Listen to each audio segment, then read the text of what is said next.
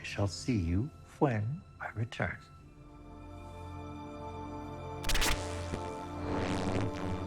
First of all, I want to say congratulations on 5 wonderful seasons of Discovery. Thank you. You guys have done an amazing job, and I think we owe you all a huge thank you for ushering in this new era of Star Trek.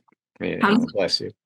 How does it feel to be at the finale, finally? Yeah, the word bittersweet comes to mind because it's a little bit of both, of course.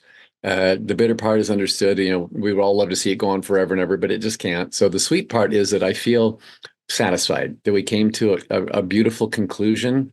Mm-hmm. And, every season of Star Trek Discovery has come to a conclusion of its own that makes the audience wonder, is that the end of the series forever? Because things seem to wrap up beautifully at the end of every season. Same thing happened for season 5 when we didn't know that we weren't coming back.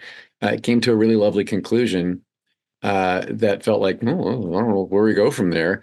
So when we found out that was our final season, but Paramount Plus did us a big favor by giving us the budget and this time to go back to Toronto, open the studio up again, and film that coda or that epilogue. And that gave then our audience a sense of like conclusion, and like that wrapped up a lot, especially for our lead character, Captain Burnham. It gave Sonequa Martin-Green a chance as an actress to find the end of the character, to find the happy ending for that character. I'm really glad for her for that. And I think Saru already had, I already had my happy ending at the end of season 5. I don't know where you go from that. He's pretty darn happy now. He's found the love of his life, and it's a really good fit with President T'Rina. And he's also professionally found his niche as a diplomat in the Federation, working on behalf of smaller planets like the one he comes from, which is a good place in his heart that he wants to help those planets. I think he's found his happily ever after for sure. Were there any deleted scenes that you know of from the original ending that didn't make it into the final cut? Not that I'm aware of. No, I remember everything that I filmed is there.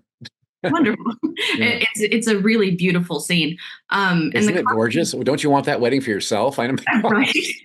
It's stunning. The costumes that you and Tara wear are just breathtaking. Can you talk about changing up the look for that? Yeah. President T'Rina has had a beautiful sense of style all this time anyway. Every time she comes out in a gown, you're like, good gosh, right?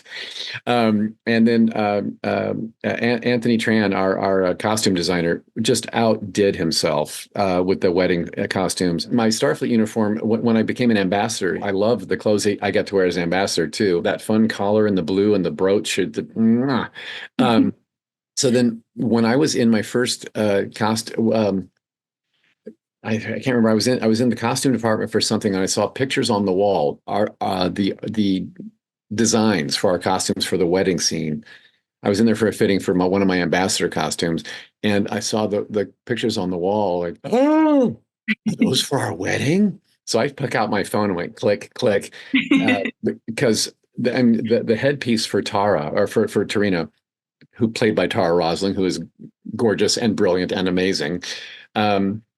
That was like, it was beyond fabulous, right? And then seeing that I got to wear this beautiful design, with that tunic kind of being a tall, skinny guy, I love wearing long coats and things. And so, once we came out in those outfits on the day, even our co-stars were like, you guys look amazing. Yeah, it was really, really lovely. It felt like a real party. So Action Saru also comes back a little bit for this final episode. Yeah. And you get to really lean into the power of diplomacy over violence. So can you talk a bit about that big hero moment for Saru? Yeah. Thank you for noticing too. Once I went through Vihari in season 2, Saru found his courage and his confidence more than ever before. Like he didn't know he could live this free of fear. And now also my threat ganglia turned into quills that can like shoot poisonous darts. Okay, so he's got more power than he ever knew he had, but he's remained a gentleman through it all. So that I'm glad that you mentioned his diplomacy, because but he does it with a confidence. So he's now being face to face with the Primarch, Tahal, in that moment where she's making threats. And I can throw threats right back at her and not be at all, shaken by her. Yeah. Because as an ambassador, I've been throughout the galaxy visiting all these small planets that are coming into the Federation. I have them all in my back pocket with a great relationship. That's a lot of power. So when she makes threats, I say, well, hey, guess what? All these planets that I'm in relationship with are going to be aiming their guns at you if you continue with this, right? So it's up to you. If you want to be an ass, you can be an ass, but there's consequences. Look into my eyes and ask, see if I'm bluffing. Go ahead, right? So to take action Saru from episode 2 this season, when I was running through the forest and we were shooting drones and being very badass and action Saru-ish, to take all of that physicality and put it into a sitting in a shuttle having a conversation through my eyeballs was an acting challenge for me, and the writers gave me a real gift by making that scene happen. Yeah, it's sort of brief, but we do get Saru and Michael reunited in this episode, and I was just wondering, what's something that you're taking from playing that relationship or just working so closely with Sonequa for these years? What's something that you're taking from that into all your future roles? Connection. Let's use the word connection. Connection comes in so many ways, in so many levels, but trust too. Sonequa Martin-Green and we came out of the gates with a trust for each other as humans. And then playing these characters, it's like with this brother-sister kind of relationship. We've gone through so many, oh gosh, emotional moments together that were competitive or argumentative or accusatory, or you've acted up and now you forced me into having a disciplinary action. Every time we had a disagreement, she and I as people didn't like those scenes because we love each other so much in real life. With the scenes we loved were when those characters got to make up. We had our come together and understanding makeup scenes. Loved them. So when we come find each other, but again, the hardest part was leaving the ship earlier in the season 5 when. Saru's going through a change. He's found the love of his life, and what can I do to make that relationship work better and us to spend more time together? Well, I have captain status. Can I stay in a first officer position forever and ever? Probably not. Probably not the best fit. But my loyalty to her is so strong that goodbye scene of now that I'm leaving the ship, I've accepted the ambassadorship, and I'm going to be pursuing my new engagement to T'Rina. But that doesn't mean goodbye forever. It just means we're not going to be in each other's face every day, all day. And that it hurt a little bit because we I missed her, but the minute we were saying goodbye, lovely to have that connection and that trust with an actor. So yes, my future roles in anything are going to hopefully include that. With that really, really beautiful epilogue and flash forward, we also get this little end of Titanic sort of moment. Yeah, right. And I love that Saru that is the one that brings Michael into that sequence. You and me both. I was very honored that they wrote that in for me, to be the one that takes her out of her fog. Captain. Right. And can I talk about that moment? Filming it was very emotional for all of us because we'd come back to Toronto, opened up the studio again and to film those scenes. And knowing that was the last time we'd all be together and the last time I was going to be in my Saru makeup and just the last time for so many things, it was a tearful day and a very emotionally charged day. Once she stepped out of the captain's chair and started the hugging all around the crew, I got to be the first one. And she, by then, music is going to be swelling over us, and it was non-dialogue at that point, but she whispered to me every take, "I love you." And I whispered back, "I love you," every take. And so by the end of this, she says to me, 26 takes later from different angles, she said, "I could do this all day. I love you." And I love you. I could too. So you can imagine right?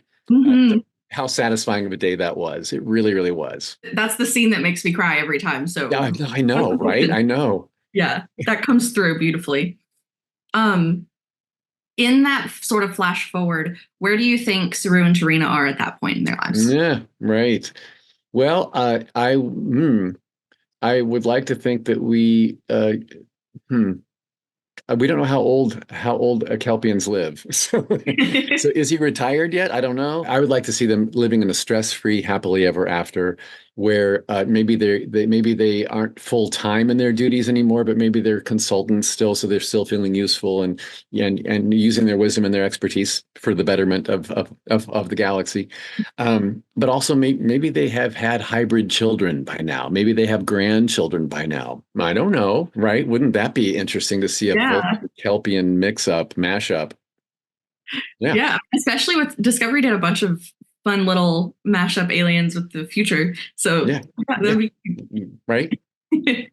When you look back at this season, or even just the series as a whole, what's something in particular that you're the most proud of bringing to it, and as Saru and everything? What I hear from the fans so much about my character in particular, with what this show has meant to them and what Saru has meant to them, is that overcoming fear thing, overcoming anxiety thing, and that so many of us live in that. Me too. Like if I'm looking at tomorrow and I can't see what it brings, I'm afraid of it.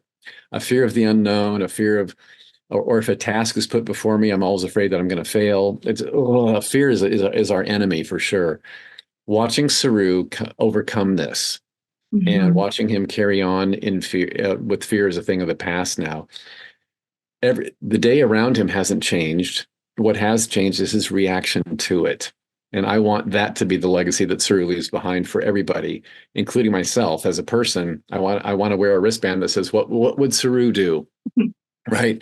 And when the fears of the day come, to face them with we can get through this. We've done it before. We'll get through it this time as well. A can-do attitude, as opposed to we're all going to die attitude. Absolutely. Given that Saru is a very prosthetics heavy role, and you're known for sort of like being a real chameleon in all the roles that you take, would you ever return to Star Trek either as Saru or in another capacity? It would be a character by character, case by case kind of a thing. If I'm just as an actor in general, if I'm presented with a story I want to help tell, a character that I would really love to play, it's a case by case thing. So yeah, never say never. Yes. And if Saru were to be invited back to another, let's say Starfleet Academy, if that's the right timeline for him, he could do. I'm absolutely game to do so. As a whole, what's something like beyond just Saru? What are you hoping that fans take away from this final episode? I hope they take away the possibilities in their own life for a happily ever after. I really do. And that as we look, when the human condition, it forces us to look to our future, like what's to become of me, right? To create a life and to make our choices daily that will lead to a great eulogy one day, as opposed to nothing but work. What do you want said about you at your eulogy, and live your life according to that. So just lastly, you have several projects in post-production right now. What are you most excited for fans to see you in after Discovery? And is there any chance that we'll see you in the last season of What We Do in the Shadows? Yes and yes. I'm going to say 3.5 more episodes of What We Do in the Shadows, and you'll know what I'm talking about when you see it all. So the Baron will be back. Otherwise, I'm really looking forward to my Nosferatu coming out. There's another Nosferatu on our tail that's coming out December with Robert Eggers directing and Bill Skarsgård playing the title character. I played the title character in our smaller budget version, but ours has an artistic bent to it that the other one's not going to have. So they'll have their own artistic bent, of course, but they're very different movies. So I want that to come out. Looking forward to people seeing me play Count Orlok, Nosferatu. That was a bucket list character for me. And I'm also just finished a movie called The Weight of Darkness, in which I play a fellow running for mayor of a small city, and I'm a really good guy everybody loves. And by the end, am I really? So anyway, and that's a human character that I'm loving exploring the more human characters now. And I did a very funny comedy called Operation Taco Gary's that will be coming.